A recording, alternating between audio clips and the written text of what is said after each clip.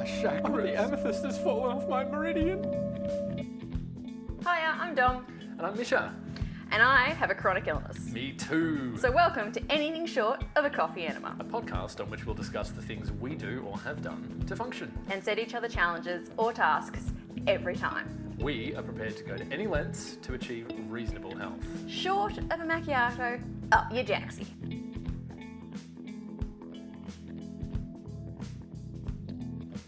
So nice to be back with you all. Today, Yes. What are we doing, Dom? Well, I am reviewing tongue scraping, because that's what you challenged me to. You were reviewing what I think was called mouth pulling, Great which name. I'm still not 100% sure what that is, so I'm looking forward to finding that We'll out. reveal all. Yep.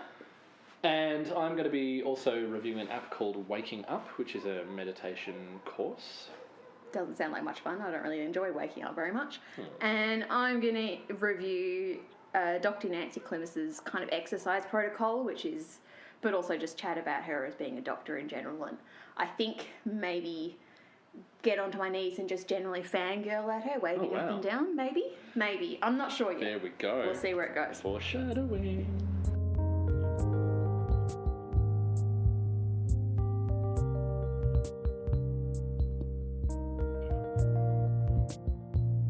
Alright, so I'm going to chat about tongue scraping.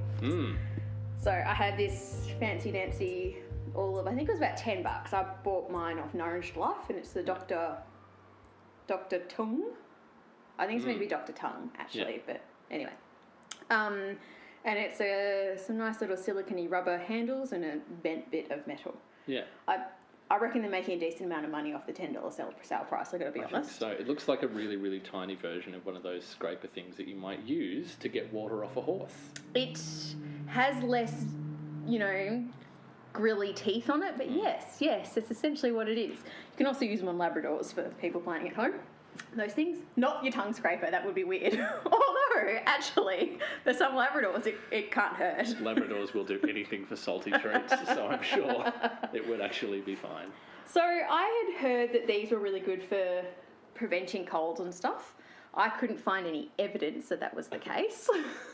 That should be a subtitle in pretty much every one of our reviews and trials. I did find evidence that and the evidence was the same, within the articles they're discussing tongue scraping and tongue brushing is the same thing, pretty much in most of them. Yeah. And most of them were written 15 years ago as well. So there's not necessarily current data on it. That you do get a build-up of plaque on your tongue, particularly the back section, and that this can help get rid of the plaque, which can help prevent tonsil stones, and also can help prevent plaque build up on your back teeth as well. Yeah, so in that case, for dental health, it seems like it should be a pretty good idea. It's not particularly offensive, but I did chat to my dentist about it, who is of the persuasion that whilst flossing is a lovely thing to do, most people aren't going to do it and only bother probably doing it when you've actually got shit between your teeth. He's a bit more realistic in life. And he's like, no, it's really important to do tongue scraping. And I was like, is there a difference between brushing with a toothbrush and a scraper? And he's like, well, the difference is that you're paying for a scraper. There's no actual noticeable difference.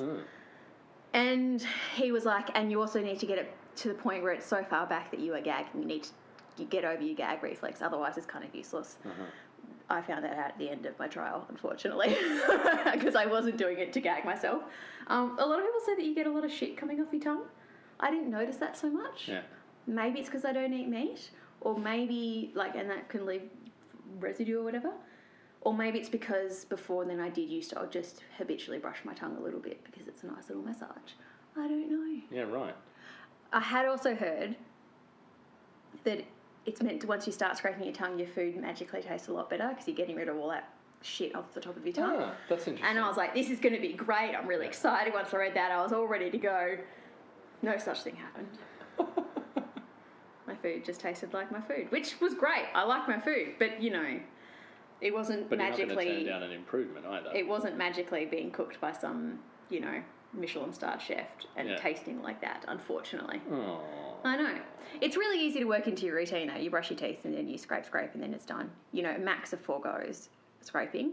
Oh, really? Is that all? Yeah. So the reports or the articles that I looked at were looking at scraping twice a day, like 2 times twice a day post brushing your teeth. My dentist was like, well, I would do it 4 times, twice on the actual tongue and then one on the kind of sides of your tongue, because often you miss that out with the middle section when you're doing that. So he said do it 4 times, twice a day. So that's like an investment of virtually 0 time. Yeah, like in takes day. Seconds. And you just rinse it off in water. You don't have to like $10 outlay. gob shit out or whatever. Sorry, I probably should never say that sentence again, gob shit out. I don't think I've ever said that before, and I'm saying it way too many times, and I apologise to everyone. You said it again, like seconds after you said I should never say that again. That was my favourite part. I wanted to clarify what I was talking about. Yeah, sorry. Okay, so gag reflex, I can totally understand. That would be most uncomfortable and unpleasant. I've tried since, and in the shower, the gag reflex is not as bad. When you're just brushing your teeth, I don't know why, maybe I'm just really strange. When you're just brushing your teeth, you know, in clothes not being drenched in delightfully hot water from above, much harder to, it's much more, you get much more gag reflex. Wow. I don't know if that's everyone, but that was me, and now I'm feeling like I'm the strange one here. No, don't feel like that at all. I want people to write in, and we should crowdsource some sort of basic study research on this. Well, nothing like a study. I don't want to have to crunch numbers. I've just finished my stats unit. You just did it, yeah. You should stats unit. You're perfect. You're ready for it. No, I don't want to go back there. But that's really interesting. Okay, so gag reflex unpleasant. Does it? With the actual metal scraper itself, as opposed to brushing, does it take time to get used to that sensation of actually scraping your tongue? Is there any unpleasantness involved there? It is a little bit firmer, but it's a nice firmness, Misha. It's like you feel supported kind of firmness, you know? Yeah, I didn't mind that at all. Is this something... I still habitually, I've got to say, sometimes brush my tongue. I finish brushing my teeth and sometimes just brush my tongue habitually. It's like I'm getting off excess toothpaste or something on my tongue. It's like a habit thing. I had to really think about stopping that. Is this, that's what I was going to ask, is this something that you're going to continue doing? Yes, because if it's better for my teeth, and my dentist and the papers that I read were like all unanimous in that it is better for your teeth long term, that you're going to get less plaque issues on your upper teeth in particular, from where, you know, your tongue rubs against your teeth, which is pretty normal in most people. If it's better for my teeth, then yeah, it doesn't hurt, it's not hard, doesn't cost squat, and why wouldn't I keep doing it? It's really easy. It just becomes a habit immediately. Yeah, right. It's not like flossing where you have to kind of manoeuvre and that's difficult. It's just ding, ding, ding, ding, you're done. And you don't need 2 hands to do it. You just do it with one hand. Just one. Yeah, so I see. Yeah. I just demonstrated, which was really great for the audio medium. But they got the noise, so if you're not making that sound, you're doing it incorrectly. Well, it's not DOM approved, perhaps. Did it make a difference in terms of the way that your tongue looked to you? Was there any other particular... You know, I never had noticed beforehand what my tongue looked like, but afterwards I did notice that I do have these little indents on the side of my tongue from my giant-ass teeth, because you guys can't see me, you don't know, that my teeth are proportionally quite large. I'm not saying I have buck teeth. I actually quite like my teeth, but they're generously proportioned. They have big bones. We're just going to put it that way. Big enough bones that when my wisdom teeth went to come through, there was no room at the end. They all had to be removed immediately, sort of thing, because literally there's no room. All of my teeth have taken up every available, millimetre of space. And I wouldn't notice that before. I'm not sure I needed to notice that. I'm not sure anybody needed to hear about it either upon reflection. That's all right. We're getting into your dental dysmorphic issues. It's always good to hash those out before they fester and to turn into some sort of deeper and darker thing. Where did you acquire this tongue scraper? I got mine off Nourished Life because I'm a member and the shipping is free. So whoop whoop. Also because there's a lot of things off Nourished Life that feed my skincare addiction. So, it was an excuse to buy more things, of which I'm always happy. Do you have a sense of whether they're easy to get generally? I think you could probably get them at like health food stores and maybe at like a big chemist warehouse, probably not a smaller chemist warehousey type option. Yeah. I don't think you probably get it at Priceline, only because most Pricelines are franchisee, and so there's a real variation in stock often.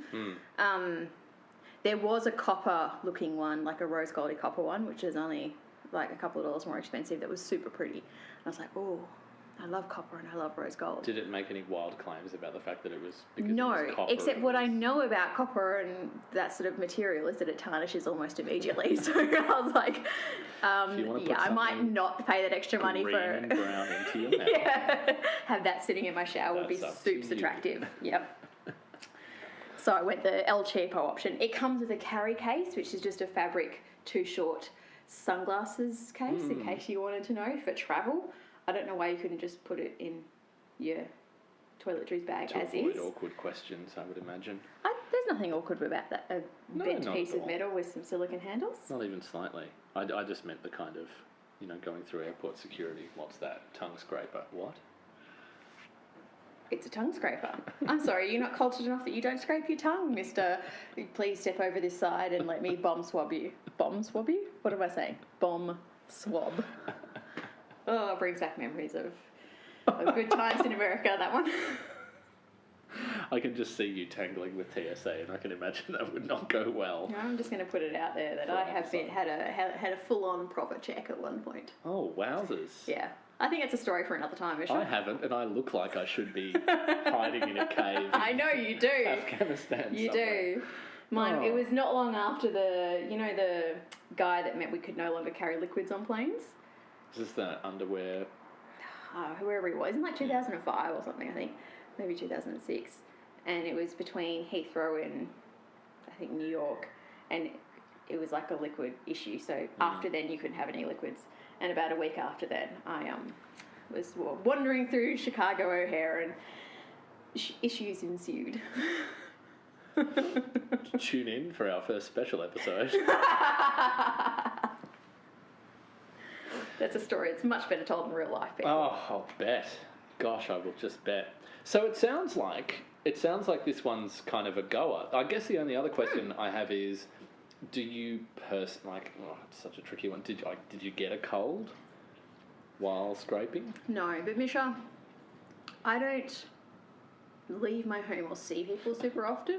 I try to limit my contact with the human world so that I don't catch all the diseases. I don't have a small child going off to daycare and coming home and bringing back all the diseases to me. Yeah. So, I go to work, I come home, I go to bed. That's about it. Because that's the kind of thing, out of all the claims about it, that it's meant to help your immune system and stuff. And that I cannot tell you after a couple of weeks. I can only tell you after a couple of years. And even then, it's bloody chance, isn't it? Yeah, I would think so. I did have a cold earlier this year. It wasn't particularly bad, but that was well before I tongue scraped. Yeah. Did you get any sense of what people's thought about what the mechanism is behind that? Like how having a clean tongue would make you less vulnerable to... I guess the idea is, have you ever had tonsil stones? No. They're these horrifically smelly things that look like these tiny bits of chewed up food that you haven't swallowed, but they're not. And it's stuff that you breathe in, like dusts and shit, that then collect there rather than go into your body. Ew. And occasionally they get a bit big and you just cough them up. Ew. Yeah, I know, right? And they smell like to high heaven. Anyway, so because that exists, you'd imagine if that's helping clean that area, so the tonsils aren't having to do as much of the work, I can theoretically see how that could be possible. Yeah. I haven't tested it, just and the I can't lack of possibly test it. any kind of decomposing detritus around your mouth.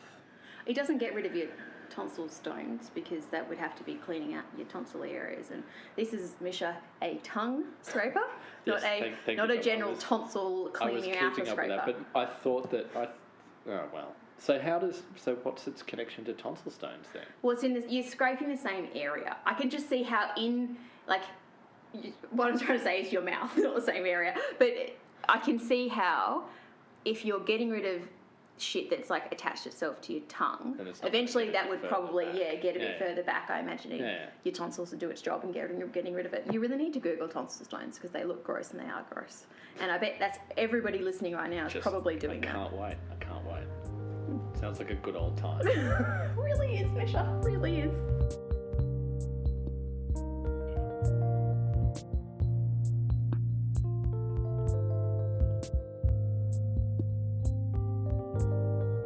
Alright, so you're reviewing some form of app that encourages us to stay awake or be awake or something that I'm immediately not necessarily behind. The app is called Waking Up, There and you this go. is, I think this might be the most niche, like it's meta niche, it's multiply niche. And for a review, I don't think that's a great starting point. However, where do I start? It's Probably what it is. How about that? it's a meditation course. It's a mindfulness meditation course. Okay. It is structured so that you're supposed to do one guided mindfulness meditation a day. It's got upwards of a year at this point, but that's expanding. New one every day, entirely new, of increasing complexity and difficulty. Yep, so they're stretching that muscle and they're testing it out. And it's got lectures and life lessons as well. Okay. So from that point of view, that actually doesn't sound super niche. No, it really doesn't. The only niche bit so far is that it's, if you're not into mindfulness meditation in any way, shape or form, or not curious about it, it's Which probably is not for only you. about half the world, yeah. But then here's where it starts getting niche. It is the work of Sam Harris, who is not everybody's cup of tea. He's so not Dom's cup of tea, she doesn't even know who he is. Who is he? Sam Harris rose to fame as one of the so-called four horsemen of the apocalypse of new atheism. So he wrote a bestseller anti-theistic book about the same time as Richard Dawkins, Christopher Hitchens and Daniel Dennett did. Okay.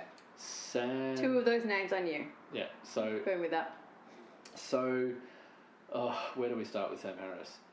Can I just say, when you said Four Horsemen of the Apocalypse, I thought you meant that terrible / excellent movie, Can You See Me, or Now You Can See Me, or Catch Me If You Can Now See Me, whatever it is about the four horsemen wizard people. No, not actual I'm afraid wizards, not. magic thing. I'm afraid not. And I was in at that point.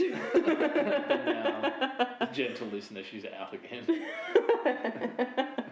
Very much out again. So, the first potentially off-putting point is if you're not into hyper-rational human beings, you might well be turned off by that. I don't know why you look at me when you say that. I wasn't. I was just, because who else am I supposed to make eye contact with? I'm not having this conversation with Merlin. Well, I mean, you probably could. He's not very bright though, bless his little cotton socks. So then, post the new atheism stuff, Sam Harris has been controversial in a whole bunch of different ways. He's got a podcast called Waking Up.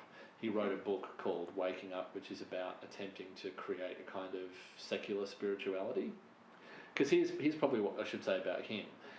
He is as avowedly atheistical as anyone could possibly wish. He's hyper-rational. He's got a PhD in neuroscience. He's kind of a philosopher, sort of.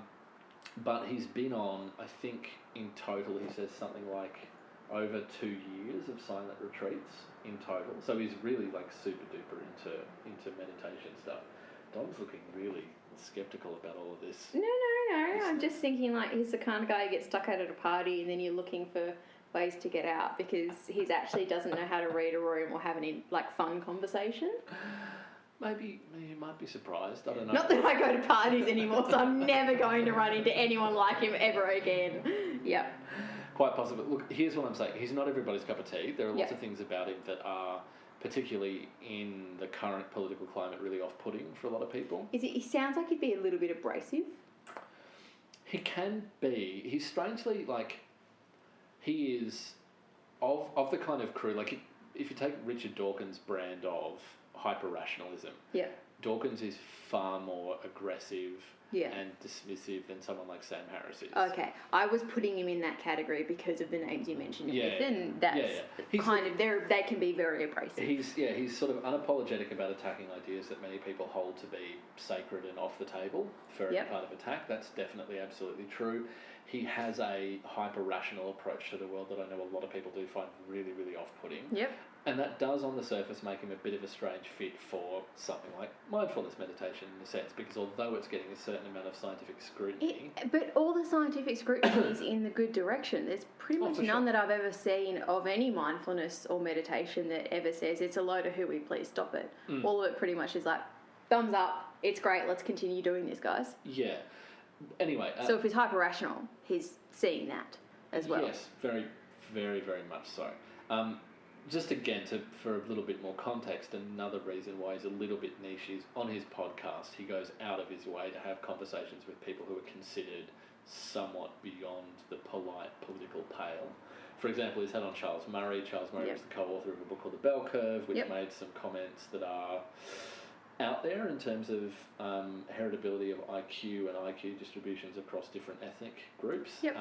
I've personally actually read chunks of that book that are relevant. I don't think it's as bad as it's portrayed, but nevertheless, for a lot of people, the simple idea you would have Charles Murray on your podcast is you're a next best thing to a white supremacist and stay away.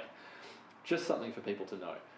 Back to the podcast itself, it is, as I said, like the first thing to know about it is it's really, really challenging. Really, really challenging. I got into mindfulness partially because it was just a recommended general panacea for like, you've got low-grade mental health stuff going on in your life, go away and do this because everyone's kind of supposed to go away and do this and it's good for you generally. And for me, my mindfulness practice is basically an opportunity for between 5 and 15 minutes a night, depending on how I'm feeling, just switch off brain, more or less. Switch off inner talk is how it works for me, basically. So that was my kind of interest in it. Sam Harris is really intense. Really, really intense. And he views mindfulness as a way of getting to fundamental truths about human consciousness. Yeah, that's probably also almost how I see mindfulness to some extent, Yeah, so... That's a great way to examine, self-examine, examine the world, all that sort of stuff. Absolutely. But he goes into, like, probably... I would say, because it's a subscription app, I just happen to support his podcast, so I get it for, like, effectively, $1 American a month or something like that. If you were a subscriber before he created the app, you just got it for free, or for no extra cost. I think it's something like $6 or $7 a month, something like that, to get it as an actual subscription app service. But if you want to figure out whether you want it, probably the best way would be to download a couple of episodes of his podcast where he talks to a meditation master called Joseph it's either Goldstein or Goldsmith, I can't remember which. But they have these kind of multi-hour conversations going into what they think about various forms of meditation. And it will give you a sense of where these guys are coming from. Because this is not mindfulness as a relaxation tool. This is meant to be challenging. Yeah, really, really, really intense stuff. Can't quite wrap my head around some of the things that he says about mindfulness meditation. The best quick description I could give is Sam Harris, Joseph Goldsmith or Goldstein, whichever it actually is, have the strong feeling that what you ought to be aiming for is getting to the point where you can grasp the idea that there's no such thing as a self. Yeah. Anyway, which is, to someone of my kind of mindset, relatively bizarre. However, that's where it particularly comes from. He's got, to my mind, quite a soothing voice. Always helpful. Good pacing. He doesn't, challenging as this is, you don't get flung into the deep end. Yeah. I would imagine that probably some people would find the kind of lectures and little life lessons a little bit off-putting to a certain extent, but you don't, like, there's no necessity to engage with those. If you're in the actual app, there's a kind of newsletter. There's a little bit of a community that's growing up around it, but nothing super duper special that I've seen so far. But I would think, like, anyone who wants to take a mindfulness practice that they have to a much more challenging place, this would be, I think, a really, really good starting point. Because so I keep on using Insight Timer, for example. I don't really use Smiling Mind anymore because I think it's just a little bit too basic for me now. But You really It's have growing up, dear listeners. That's right. Gradually. But insight timer, you really have to be careful. Like, you have to go out and find people who have guided meditations that are relatively challenging. Like, Yeah. It's really up to you to go find them, and it can be a really hit and miss process. So when in the day is this really designed for you to be doing it? I'm not asking that because it's called waking up, by the way. I'm asking that because it's not sort of meditation you can do before going to bed. I wouldn't and it's the think so. kind of meditation that's probably very hard to do when you first wake up. Yeah, Because until you've kind of gone through your rhythms and got used to the fact that you're actually now awake and everything else, it can be quite hard to open your mind in that sort of way. Yeah, no, I quite agree. It's definitely not something that I've tried it a couple of times as a before bed thing, and it just doesn't, I just can't concentrate. no. I'm too zonked. So it's generally something that I do, like if I've got 10 or 15 minutes, couple of hours before bed. None of the guided meditations that I've got to so far are particularly long. I think the longest is 12 or 13 minutes that I've done so far. Not So huge. training those muscles still. Yeah. That's right. Yeah, absolutely. But I'm finding it, certainly for the price that I'm paying, which I would be paying anyway, just supporting this podcast, it's like a snap. I would probably just still be doing it for maybe $6 or $7 a month, but I'd be a lot more hesitant. To me, that's about pretty it expensive. at that particular point. But if you are really, like, if you're seriously frustrated by, say, lack of progress with some kind of mindfulness, you want something that's a lot more disciplined, and you definitely, because it really is. Or even it sounds like it's the kind hard. of, it sounds like it's the kind of thing that, you know, a lot of the time people say that, and again, I don't know, I don't have anxiety, but if you've got something like generalised anxiety or social anxiety or something, often what is touted is that you do some mindfulness, you do some meditation before you go out, or you do that when your anxiety starts to get on top of you. Yeah. But then a lot of people that I know with those issues, it's like once you get to that state, there's no way of shutting your brain down to that extent of just having it quiet. And that's what most people associate mindfulness or meditation with. So this way, it might be a great way of challenging your brain, taking it in a different direction, getting it out of those patterns and getting it from snowballing and focusing on what you don't want it to focus on, but not also having to shut it down. Or you can do that and then maybe go back to learning how to shut it down after doing those sort of meditations. Yeah, I get the really strong feeling that when you're following the Sam Harris view of mindfulness meditation, any kind of mental health benefits that you're getting is sort of incidental.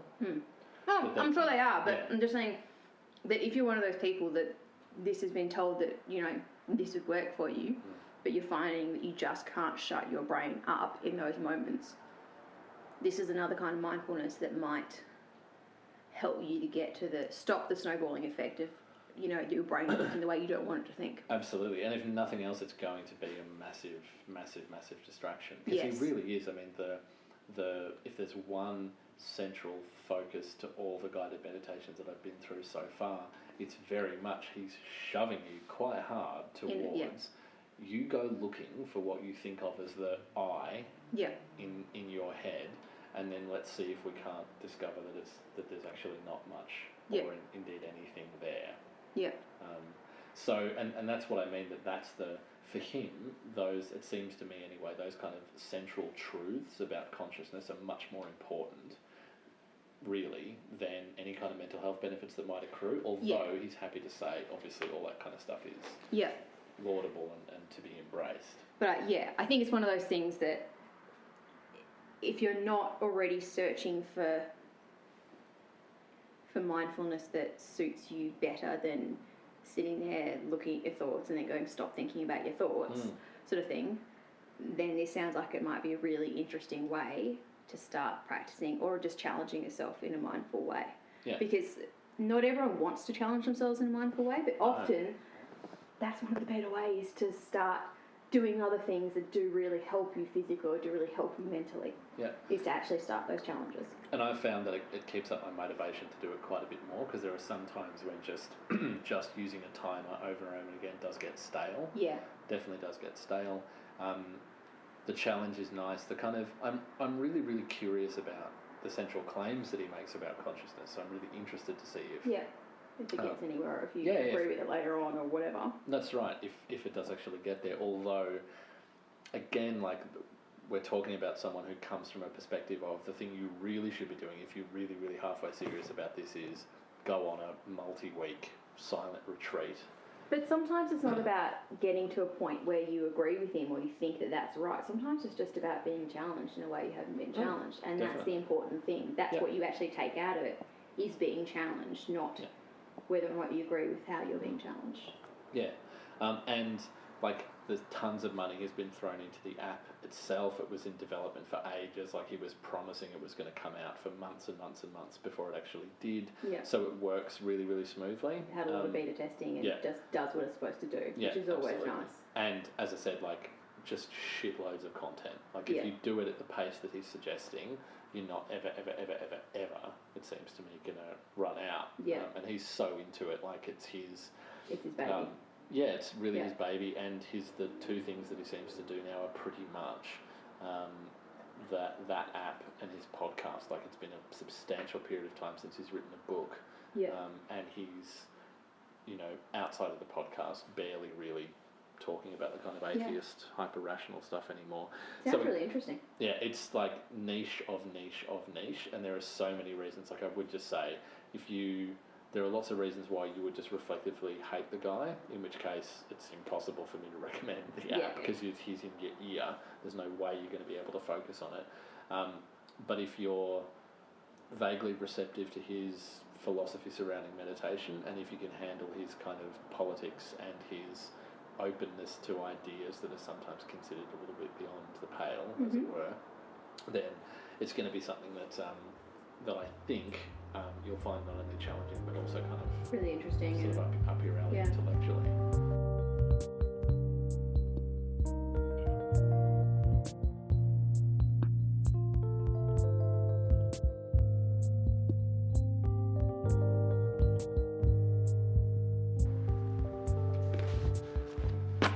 So tell me, Dom, about your latest doctor crush.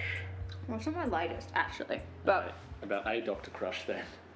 There's a doctor in the States called Dr. Nancy Klimas, Klimas, and I think she did a lot of stuff with, like, Gulf War veterans and all that sort of stuff.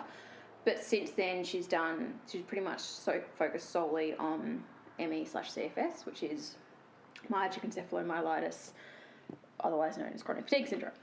And she was kind of the first, I guess, doctor to actually do research and get funding that wasn't trying to show that it was a mental problem or apply graded exercise therapy or cognitive behavioural therapy to fix the problem, all that sort of stuff.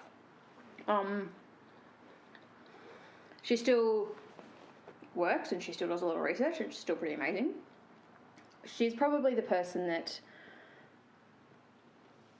advocates most for people with the illness to do exercise, but not graded exercise therapy, which she's like, that's really dangerous. For God's sake, stop promoting it. Yeah.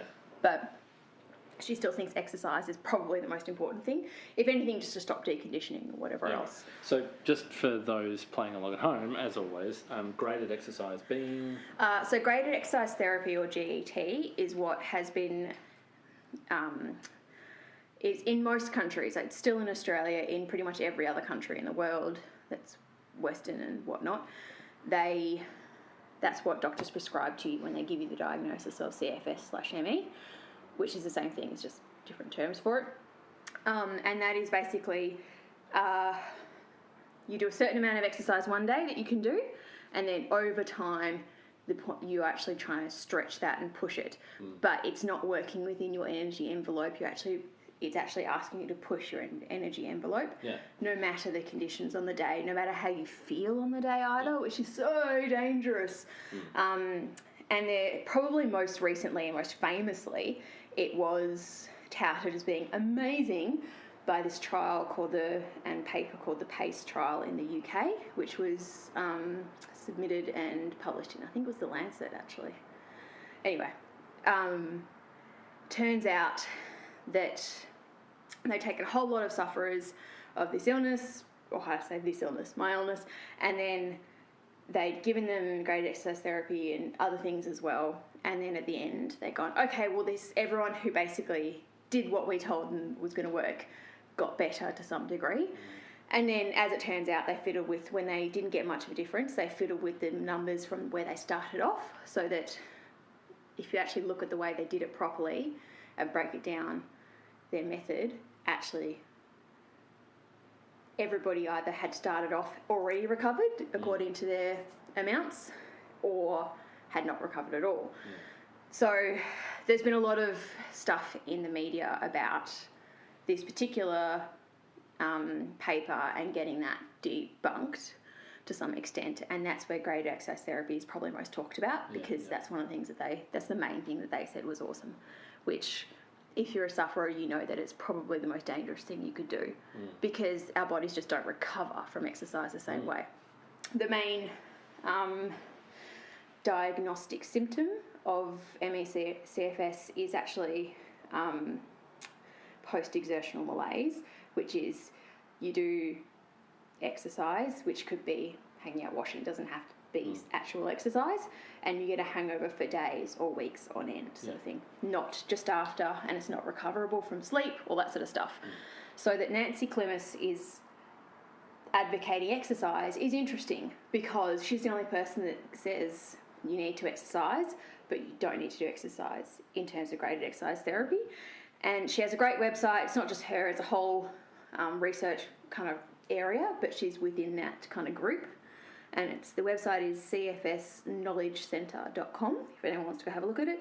You actually have to go behind effectively a paywall. You don't actually have to pay, but you have to be a member to go in and have a look at all of their resources, and it's worth it, definitely, if you're not a member or if you're new on the journey, or even if there's a lot of stuff in there that can probably be well translatable to other, especially autoimmune issues. Like, I imagine if you had Crohn's, having not ever had Crohn's. That's never stopped us from opining on things before, Dom. That is true. There's a whole lot, basically, of autoimmune issues, Graves', probably Hashimoto's to some extent, a whole lot of things. Definitely Hashimoto's, for sure. That you'd probably get quite a bit out of this particular website, because there's just a lot of information, and most of it is from doctors, but there's also forums from people all over the world that are just chatting about what works for them, or hey, you need to find a doctor or a specialist in your area. Well, there's a heap of people that, you know, have used these doctors. They can give you reviews and that sort of thing. Fantastic. So it's a really good resource. But what Dr. Klimas kind of developed that I think it's like a exercise protocol, and it's a way to measure when you need to stop. And that is actually, I think, for most people with ME/CFS, revolutionary, because we all know we need to stop, but we don't usually know that until kind of afterwards. We're already getting payback. So in order to safely exercise, and exercise could mean, yes, doing your laundry, going to get groceries, whatever it is. Exertion. Yes. So there's two kind of, I'm going to say equations. They're not equations. They're much smaller than equations. Yeah.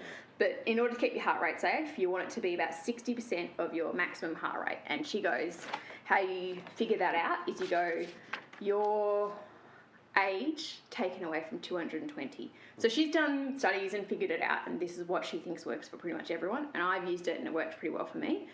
So 220 minus your age. And then once you've got that number, you times it by 0.60, and that number is your maximum heart rate. Do not exceed it. You will enter PEM immediately, sort of thing. You may not feel it till the next day, but you will be, it is too much of a load for your body to take.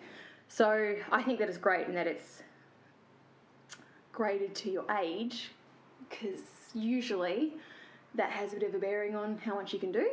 100%. And it's once you've got your number, it's pretty easy to go with that, figure it out. My number, in case you want to know, is 112.8, or you can just round that up to 113. So I can't go over 113 beats per minute without getting payback. Yeah. And you'd be surprised at how quickly you can hit that. Oh, yeah. Yeah. And so I used it most, I think, when I was starting back at work after having about a year off, because I couldn't really leave the house. So it was a great way for me to wear a heart rate monitor. You can just get your Fitbit Charge HR or whatever. Yeah. And then just look at it every kind of half hour and go, holy shit balls, I'm over a certain point, need to stop, need to get horizontal, or whatever it is that you have put in place to bring that back down again. Or even just going, okay, I've already had PEM today, I know I'm feeling rat shit. Actually, my heart rate is already 95, so that means that I probably can't have a shower because that's probably going to exceed my limit as well. So I'm just going to add more to my next couple of days, sort of thing. Yeah. Huh. So super worth going and having a look at. Super worth Googling about, because that little protocol is great, but there's so much more that she has done and so much more in that particular website that is great, useful information.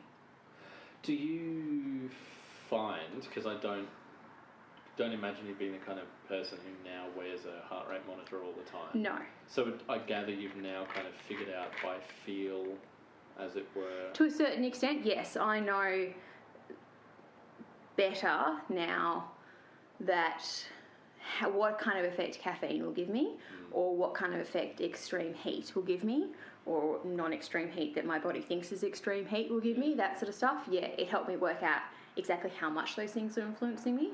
But it also helped me work out, I think, to what point I can work, amount of hours, and what point I'm okay with the payback to a certain extent. So I can go, okay, I know that I've hit that number 3 times for probably under a couple of minutes each, or probably under 10 minutes each time over the course of 4 or 5 or 6 hours.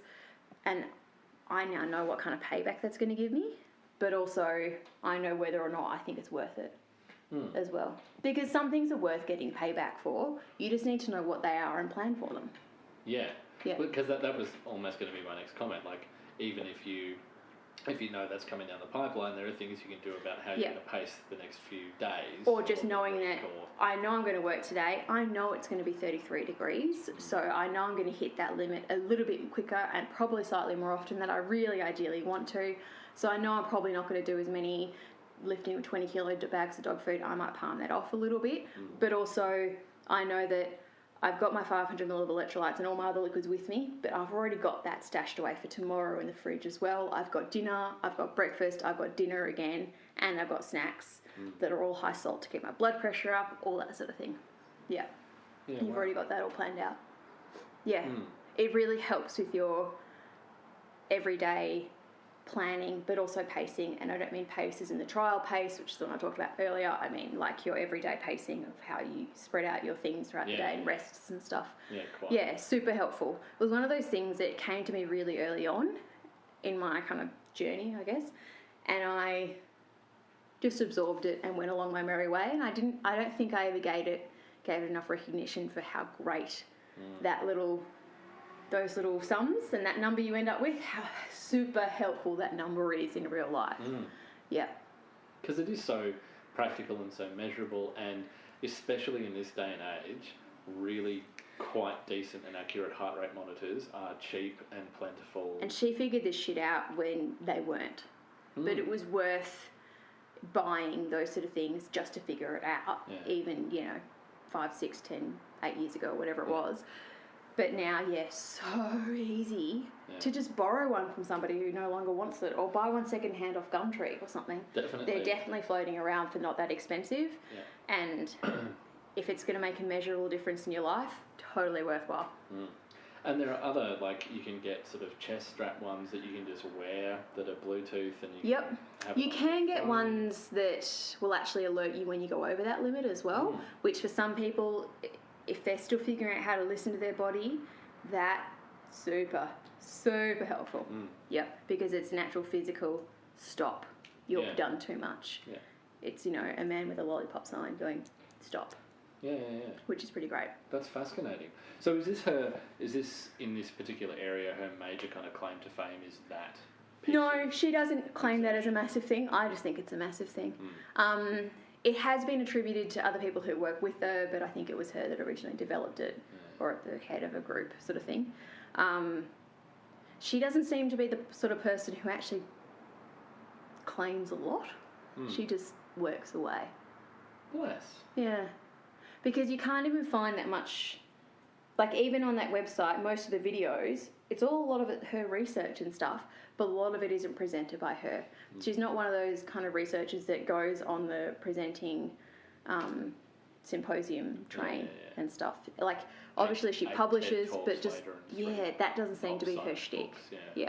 I mean, she started off working with veterans out of the Gulf War, so that's not an area, especially at that time, that was getting a lot of buzz or help or funding. So clearly she's not going after just the dollars. And as I said, it's a paywall, but it's not actually a paywall. You don't have to pay. They're very clear that it's very private. They don't give your information to anyone else. It's not to sell it. It's just to help connect these people. Bless, that's tremendous. Yeah. So again, the website, in case you wanted to know, was cfsknowledgecentre.com. It's on one of my links, my saved links on my phone. And the little, what's it called? Sums. Equation, there you go. That's the words I was looking for, thank you.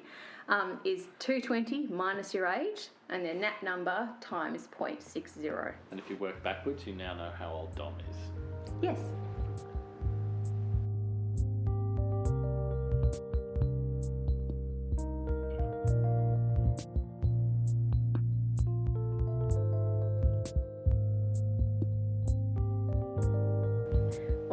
Misha, now I challenge you to mouth pulling. What exactly is mouth pulling? So, it's a lot less exciting than that sounds, and far less dramatic. Oh, that's you can do it apparently. Excellent for our podcast. Yeah, I know. You can do it in a number of different ways. Basically, it involves using some kind of viscous substance to swill around your mouth.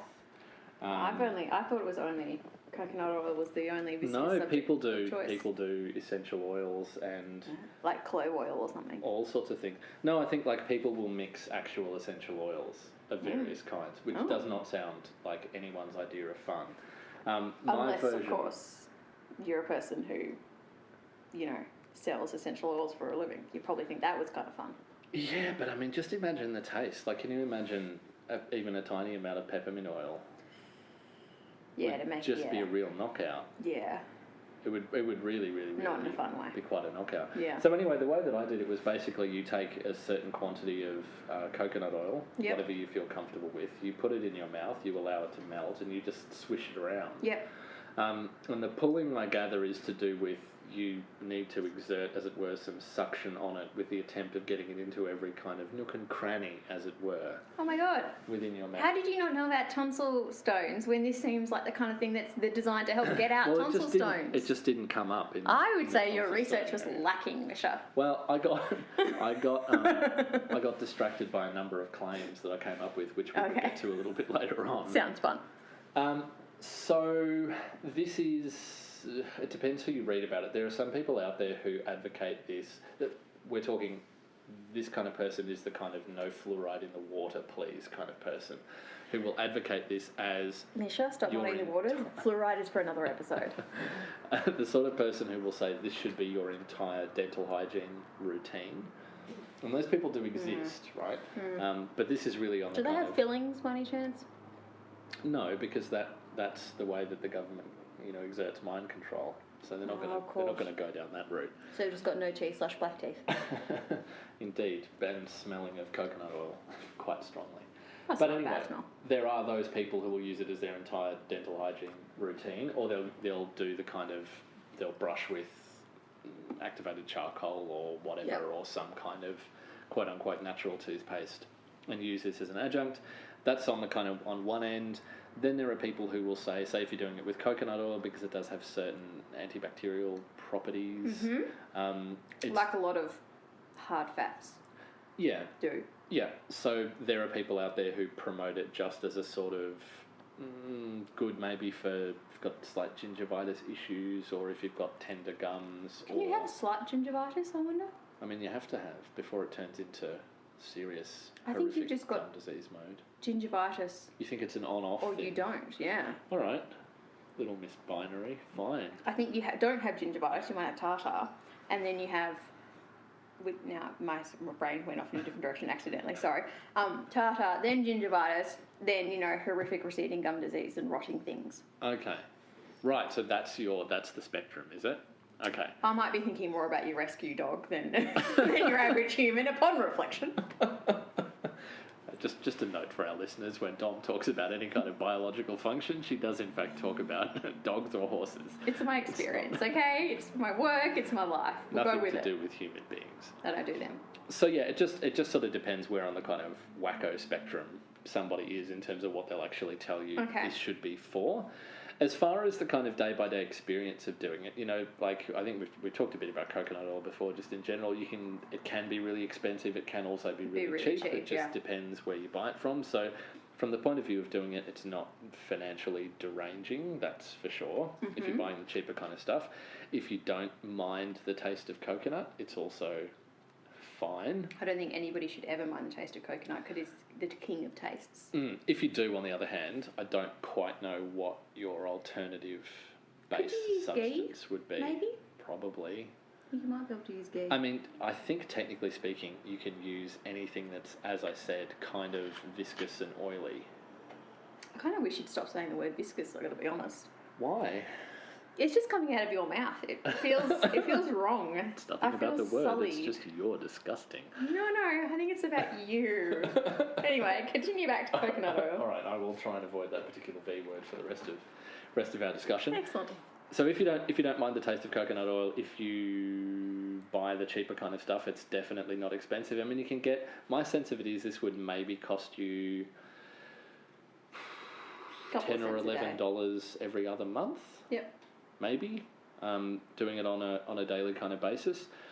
If you get to a point where you understand exactly how much to use. In the end, I was using like a kind of heaped teaspoon kind of amount of coconut oil. If you go more than that, it's just you've got an unpleasant amount of it sloshing around in your mouth, and that's a little bit weird. We've all been there. Absolutely. Absolutely. I'm sorry, guys. Nice long pause there. And so, I mean, since we've kind of gone there already, one thing I would say about this is maybe think about where you're doing it. Because there will be a point in the process where you're going to want to spit it out. Yep. And if you're How around long people, is it in your mouth for? So some people recommend upwards of 20 minutes. Oh my god! I know. Sorry, that was really loud. Who is that kind of really time? Extreme to me. But it is a long time, and it's not about because you could if you really wanted to commit to that, you could put coconut oil in your mouth and just wander around doing your own thing. I think I just swallowed it accidentally when I shocked myself or started giggling about nothing. I mean, quite possibly, or accidentally spit it out or whatever. When I broke out into musical songs, as I always do. That would not work for my life.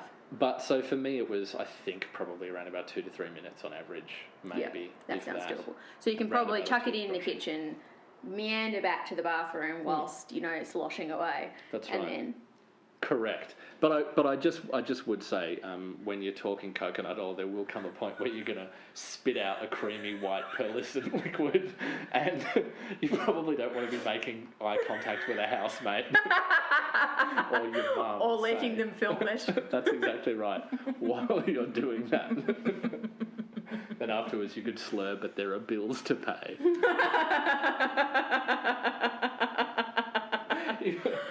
If on the other hand you're male and you had like highly homophobic housemates, it would be a great way of readjusting. Super fun. Ideas. Yep. It really would be. Especially if you just do it at like 6 o'clock in the morning, just walk into their room and then just purge. Indeed. Delightful. So there's that potential downside. Again, like I guess if you want to go on the more sort of extreme side and you were into the kind of essential oily kind of things, that would be presumably adding a drop of essential oil too. But only like one drop. I would really hope so. I mean, I make my own toner, like facial toner, and I put one and maybe a half, but not even 2 drops of tea tree oil because otherwise it's way too overwhelming for my 350ml bottle sort of thing. So you wouldn't want more than 1 drop of anything. Yeah, you really, really, really don't need much of that kind of thing. And again, some of them are not that great for you internally. That is true. I only asked about clove oil because I've heard that clove oil, from the kind of people that say that they do mouth blocking and stuff, that clove oil is really good for teeth. I'm unsure as to how that is a thing. It's for people who are really frightened again, in my kind of world where people are terrified of taking any kind of medication whatsoever because they've got addiction issues, clove oil is something that comes up a lot when someone's experiencing tooth pain. Is it just meant to be like anti-inflammatory, or why? I just don't know. Magic? Is it magic, Misha? I have no idea. I like a bit of mystical. I think it's one of these things that's kind of like garlic being antiseptic or honey being antiseptic. It's probably true, but in a really, really, really mild way. Well, honey's not as mild actually as you'd expect. We use it in vet circles a lot. Quite. I just mean like there's a difference between that and say betadine or Listerine on the kind of end of germ destroying things. Yes. Do you know what I mean? So I think clove oil as an analgesic is probably. I think it might come more from an. I think the clove oil also comes from an Ayurvedic background, and they've got more of a. You have a certain type of person that you are, and you're fiddling with that via mediums. So maybe that's where it kind of comes from, I think. Could well be, but I do think also it's cross-cultural. I'm sure that there's. Oh, it is cross-cultural. Irish folk medicine is big into that kind of stuff as well. That's also probably clothes used to be very, very expensive back in the day. And expensive things always heal everything. Absolutely. Now the kind of whack job stuff. I love whack job stuff. Probably my favourite piece of whack job information, apart from. I also like that you keep saying whack job whilst we're talking about you spitting out, white firmy substances. That's right. Continue on. We're going to get in as many double entendres or just single entendres. I was going to say there's not much double about any of that. As we possibly can.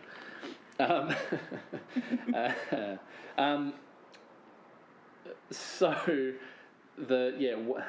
One end of it that I wasn't so comfortable with was the people who recommend this can be your entire dental hygiene routine. It's just this as an oil. That just doesn't strike me as vaguely sensible, mostly because... Feels dangerous. Feels dangerous because you're not actually removing anything that's collected on your teeth, really. Like anything that can't be removed just by the movement of liquid, you're not actually achieving very much. So there's one thing.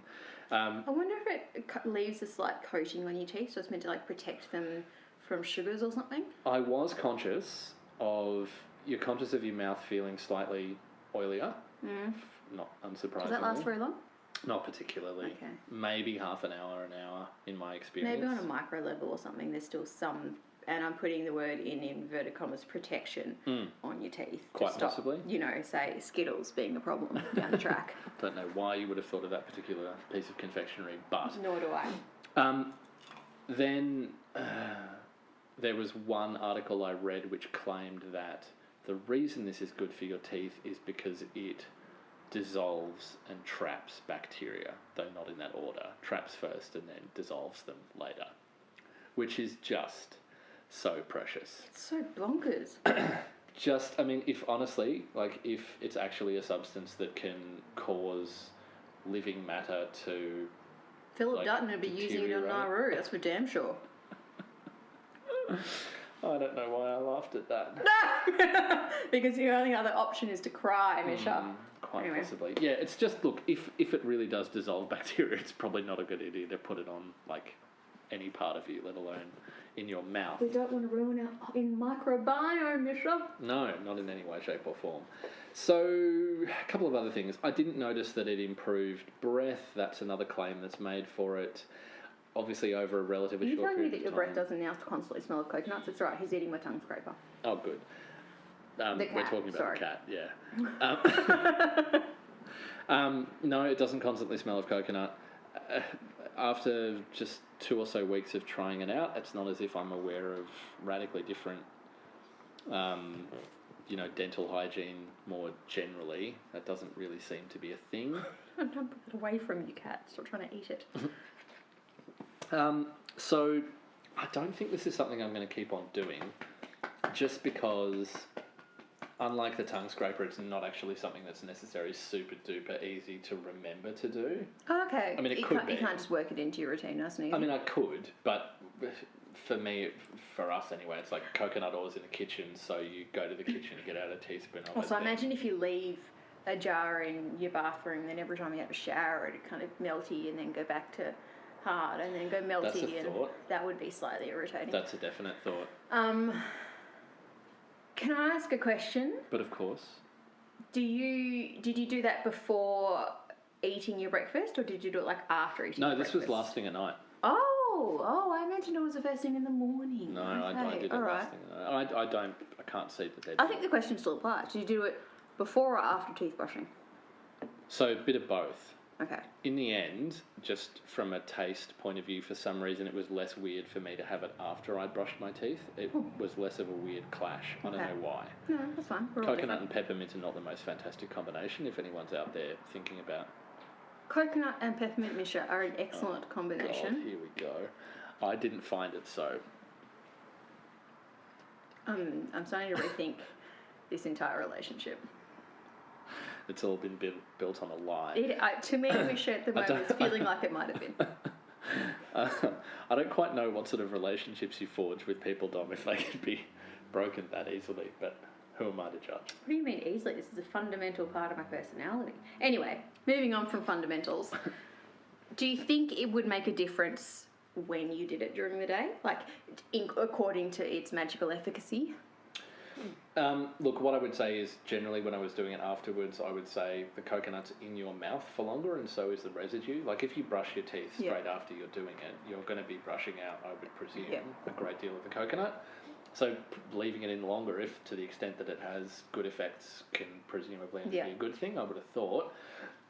Then again, I would say, like, say if you were doing it first thing and then you had breakfast straight away, what you've kind of done is something that's theoretically something to do with oral hygiene and teeth cleaning, and then you eat something, which is kind of the opposite. I know, right? But there are people in my life who wake up, brush their teeth, and then eat breakfast.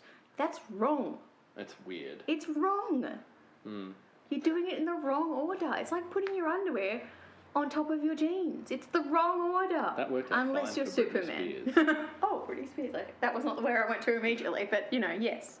Also a good point, Misha. For a very brief period of time, it worked quite well for her anyway. It's a really weird look now that I think back on it, though. I wonder if I thought it was weird at the time.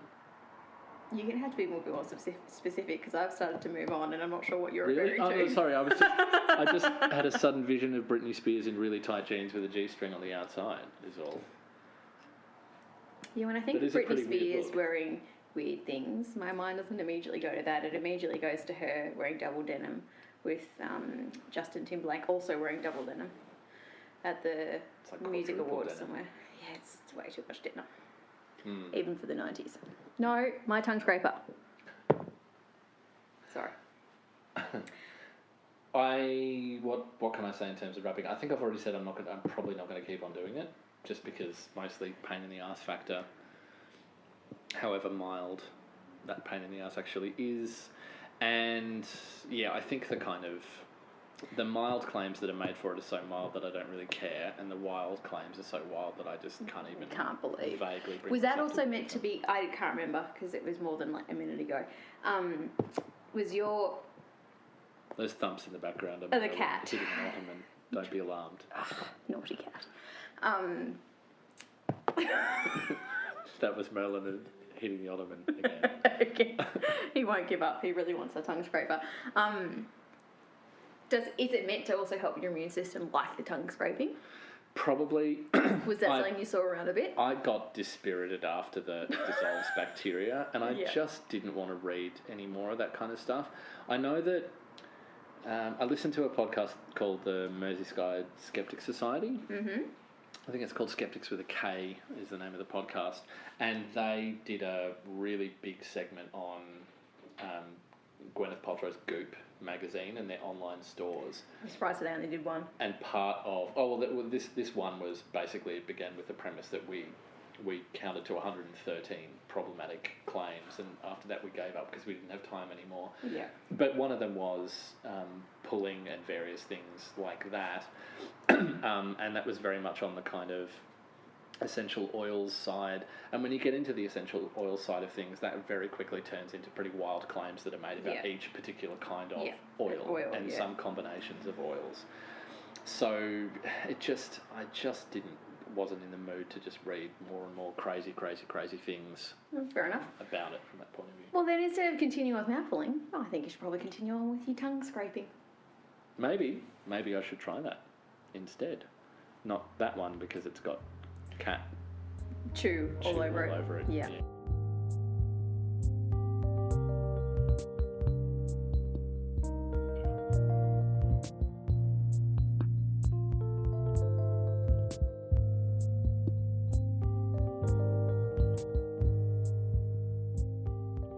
Well, Dom, another fortnight's challenges are over. They are. How sad. It is deeply, deeply, deeply. No more deeply pulling sad. for you, Misha. No more pulling for me. That's right. It's clean living from now on. I'm going to throw these glasses away. No more shaving of palms. All the good things come of this. So the question then arises, what are we going to do in the next fortnight? What would you have me do? Well, I've heard tell that, you know how there's that stuff on the news, it's like you're meant to do 30 minutes of exercise a day. Mm-hmm. I've heard that taken quite a few steps further in various circles, going, you're actually meant to squat, like a deep squat, for 30 minutes a day. That's meant to be good for your circulation, for your... ankle mobility. Well, probably yes. Although I've mentioned after the 30 minutes it's going to be less mobile than you might want. But the bit that pushes your stuff up. Oh, shit. Sorry. It's come to this, listeners. I'm a bit tired today, in case nobody had figured that out already. Press 1 on your phone if you believe Dom meant butt plug. Press 2 if you believe... And especially with the hand motion I was going with, that's particularly nice. You know your autonomic nervous system that pushes up when you stand up, your autonomic nervous system pushes your blood in your veins up so it doesn't all pool in your feet. Oh, right. Yeah. So I think it's meant to help that. Okay. Good-o. I'll buy that. Excellent. So anyway, you're squatting for long periods of time. That's what we're trying to get to, people. 30 minutes a day. Good What am I doing? So, because you managed to bring yourself out in boils and various other things by using natural products, I figured, why don't we see if we can recreate that, because I found it so much fun listening to it. And since summer is now upon us, and we live in Australia underneath no ozone whatsoever... especially in southern Australia. Indeed. It's just gone. I figured you might want to try some sort of non-standard sunscreens. Natural sunscreens, I can do that. Fabulous. Do we have like updates? Is there anything you've revisited, unvisited, turned against? No, not necessarily. Although, I will say I've continued to use my Shakti mat with joy and gladness and whatnot in my heart. I do think it makes my back a little bit itchy sometimes, though. Does that ever happen to you and your weird tea towel version is? No. Yeah, I think it makes my back a bit itchy. Still shitting all over mine, though. That's not very nice. What's Itchy, as in it's long an expensive after tea you've... towel. When I first lie on it, for the first kind of probably 5 minutes, long after the feeling of having just lain on it is gone, I'm quite itchy. Then there's itchiness. And then I end up just kind of, which came with a great movement that nobody's going to see, where I'm just like using it to itch the itches that I think it's causing. Wowzers. But I have very dry skin, so maybe it's just me. Maybe it's does make for a satisfying itch, Maybe it's though. because you didn't buy a good old-fashioned Ukrainian implicator, but instead you got some knockoff weird Shakti mat from Byron Bay that's full of fleas and lice. No, I'm pretty sure if there's fleas or lice in or mites or anything, it's in the cheap tea towel that you have, that you paid $60 for, a tea towel. You fool. How about you, Misha? Any updates for you? I don't have any particular ones. Interesting that you brought it up and you didn't have any. I'm still... Oh, there's one update that I should give, actually. This is just something that I completely forgot to say in our episode on apple cider vinegar. One thing that I think everyone should take into account is, for some people, apple cider vinegar can make you quite drowsy. I'm sorry, what? Quite drowsy. I didn't know that. So just like a little brief one. Anyone who's What do you dealing... mean? How? Why? And so, who? as to why, there's some incredibly complicated explanation to do with its chemical makeup, and particularly with the way it interacts with various other things that you've had, food and drink-wise, during the day.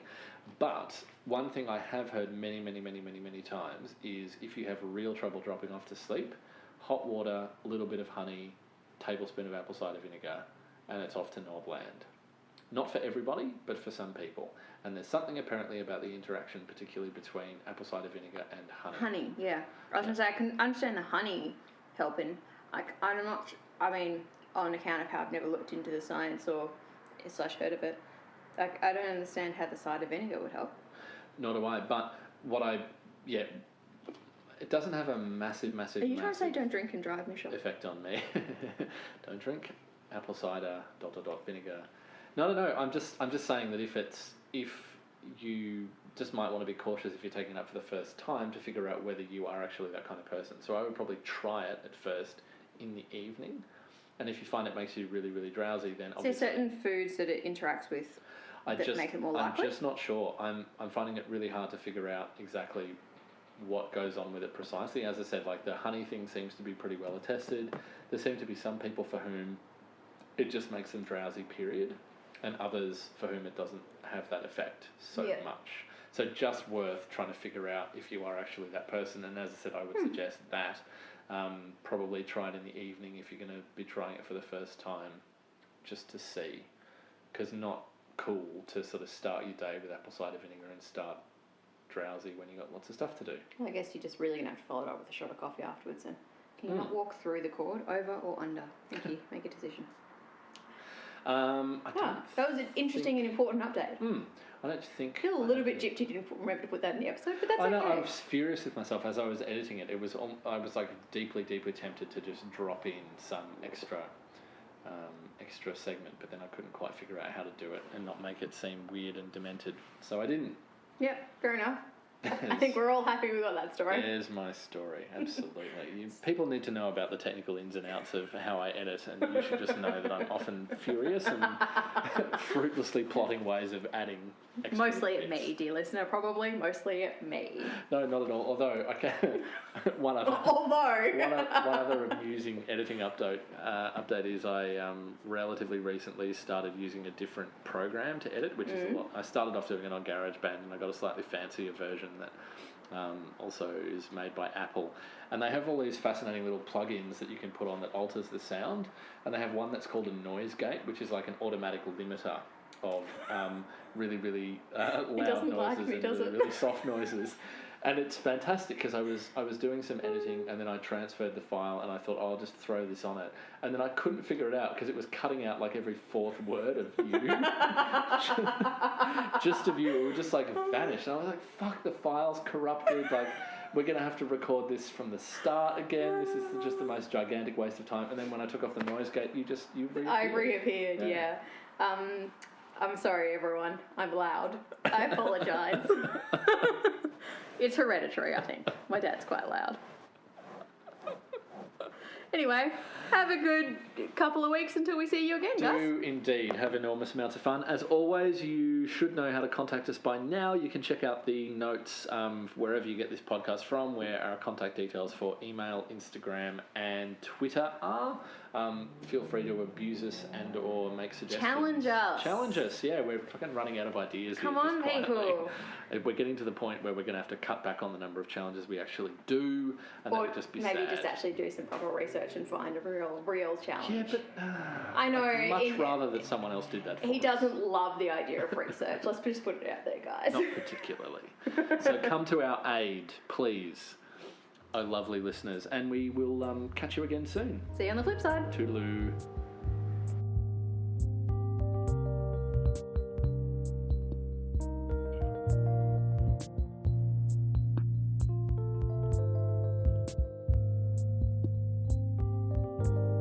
Thank you, dear listener, for listening. A few words in these litigious times before I tell you how you can get in touch. Anything short of a coffee enema is not intended to be and should not be used as a substitute for advice from medical and psychological professionals. If you want to get in touch with us, and we would love to hear from you, you can email us at anythingshortpod@gmail.com. We gratefully accept suggestions for future challenges and books and other products to review. Or you can heap upon us criticism and abuse. If you wish to heap abuse but find yourself short on time, we recommend Twitter and Instagram, where we go by @shortofapod. If you like what you've heard, on the other hand, leave us a rating and a review on iTunes. Tweet about us, or, like the common cold or herpes simplex, spread us by using your mouth. Oh no. Like making love to a Smurf. Yes, a flaky Smurf. You'll be pleased to know that was all recording, by the way. Oh, excellent.